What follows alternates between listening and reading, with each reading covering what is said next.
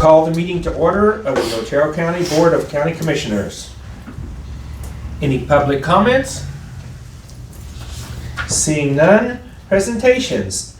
USDA Rural Development, Let's Talk Shop. Tammy Encinius and Jennifer Garcia.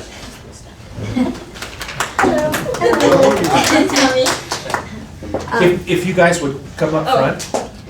I don't want to, but. I know. We're putting you on the spot. You came all this way. That's right. Wait until the lights come on. Yeah. Put you in the spotlight. We've got it. Yeah. Oh, yeah. Thank you.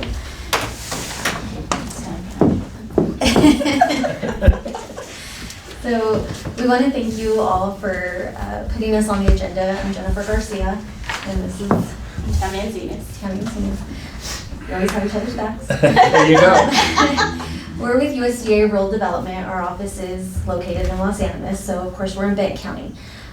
We are hosting a Let's Talk Shop event on May 18th, but we're wanting to invite all the neighboring counties to come and see us. It's kind of like an open house, just you can come and go. We'll be representing housing programs. I work in housing. I work in community facilities, which I cover community facilities and the water and wastewater programs. And we'll also have representatives from our business programs there as well. And so we'll just be set up in little tables, and the public can come in and whichever program they want more information on, or just visit all of us, get to know us, and we can get to know our communities better. So we hope that you all can come. The event is going to be at the museum there off of Highway 50 in Los Animas. Is that right around the corner? Is that? It's just like kind of cat-a-corner from Dairy Queen.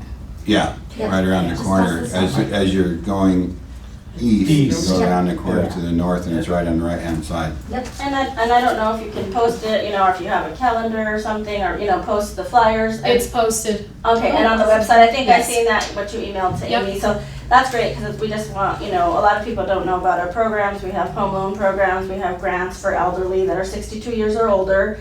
It's a $10,000 grant. If they're in the very low income, they do not have to pay that back to make repairs to their home. And then we also have a 1% interest loan, repair loan for them also. So that's for everybody, if they're in the low income. That's up to $40,000 and pay back in 20 years. So we're just trying to get our program out, get people aware of what we do. A lot of people don't know we have these, to offer. So yeah, the more you share with everyone, then, just trying to get our name out there. Perfect. Drum up some business, so. Great. Thank Cool. you. Thank you for letting us talk. Thank you very much. Thank you. Thank you. Thank you. Y'all have a great day. You too. Same. Thank you. I would move to approve the consent agenda. And I will second that. Been moved and seconded that we approve the consent agenda. All in favor? Aye. Aye. All opposed? Motion carries. No old business, new business. Ambulance permit, American Medical Response, DBA Medtrans. You have that right? I have it, yes.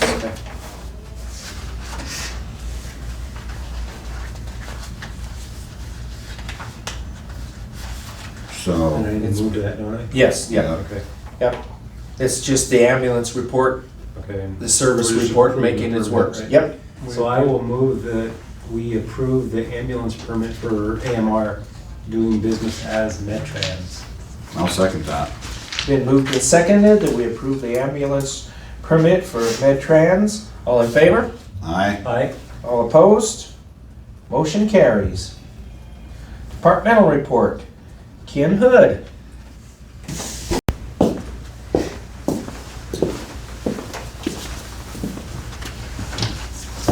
I can. Good afternoon, Hi, gentlemen, Ken. ladies.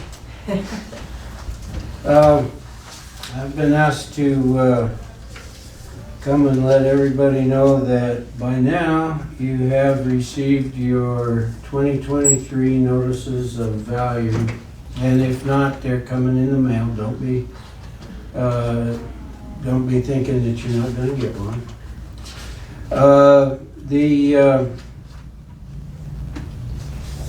It might be a little surprising to some that the values have increased substantially in Otero County.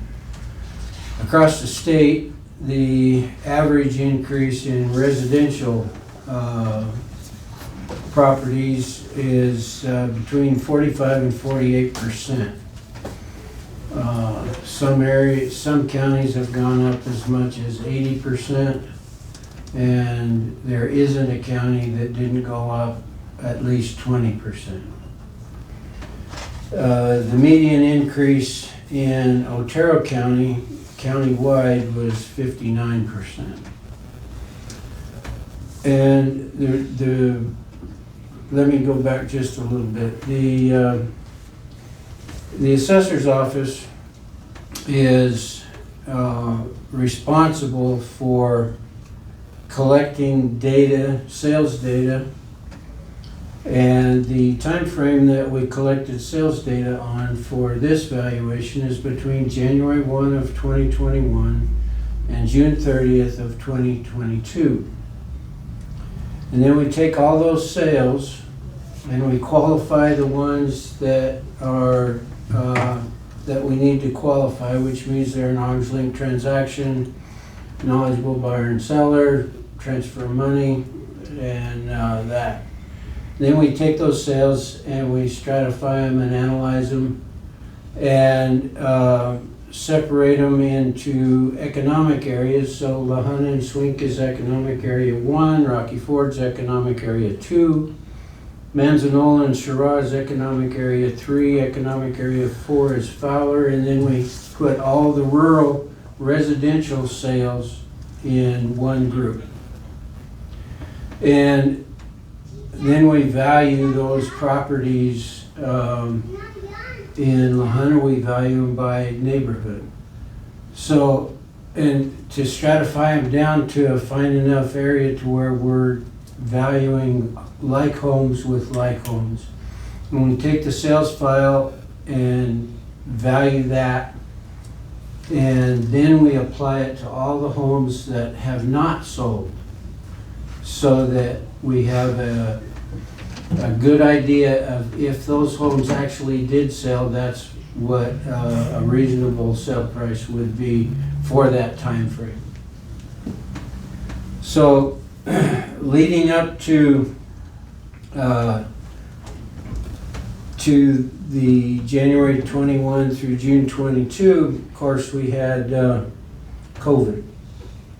And in the summer of 2020, COVID was relaxed.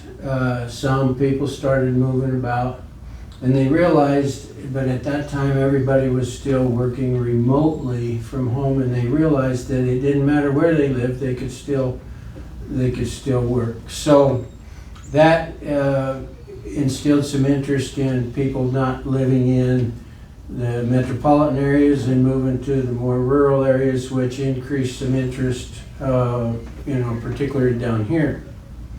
And we also had low interest rates. We had interest rates in the 2s at that time, so people could really afford to get into a new home. And we had low inventories. We didn't have a lot of homes that were available at that time. And we saw people from the metro areas that were already in a high valuation situation. Homes in the metro at that time were $600,000 on the average. And so they were thinking, well, we can get out of our home now and go somewhere else and pay half the money, get a big bang for our buck, and still have money left over. So with all of that, 21 showed up, and then we had an increase. Well, we had the word had come down that interest rates were going to increase, so that sped up everybody's buying desires. So because they still wanted to get the low interest rates, so that instilled more demand, which started to increase prices on the low inventory. And then that, as that went by, that fueled the rental market. People were thinking, well, we can't afford this stuff because it's getting out of reach, so we're going to rent. So people started buying rentals. That increased more demand on a fixed inventory.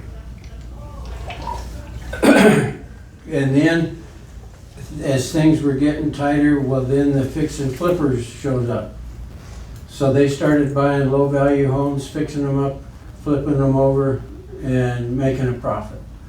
That tightened things up more, so the prices, so we're seeing a steadily escalating value of homes that are available for sale. And we still had reasonably low interest rates, so people figured that they could take advantage of that. Now since then, since June 30th of 2022, interest rates have reached a high enough level that the number of sales has decreased.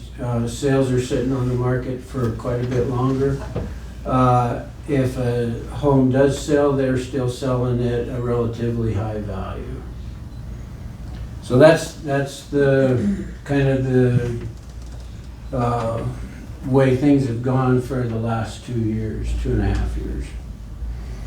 Now, a lot of people are concerned not necessarily about the value of their home, but about the tax bill that they're going to have to pay in 2023.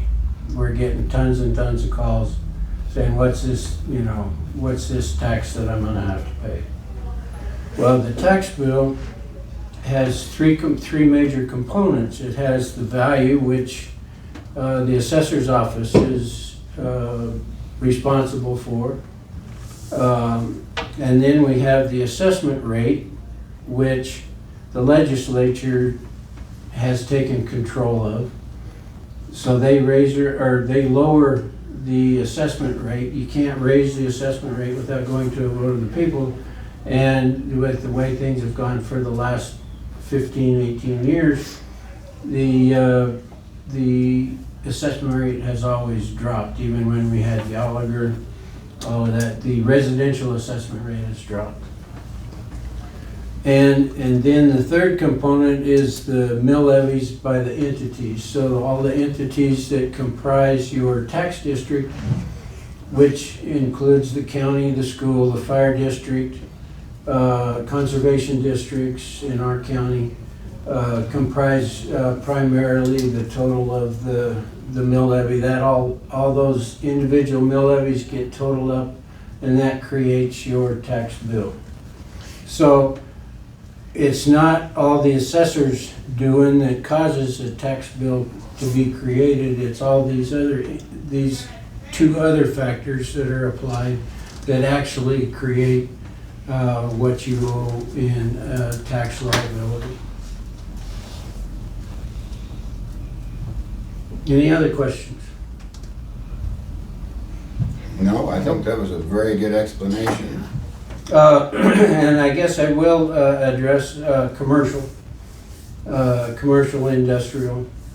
Commercial properties countywide only increased a median of 8.4%.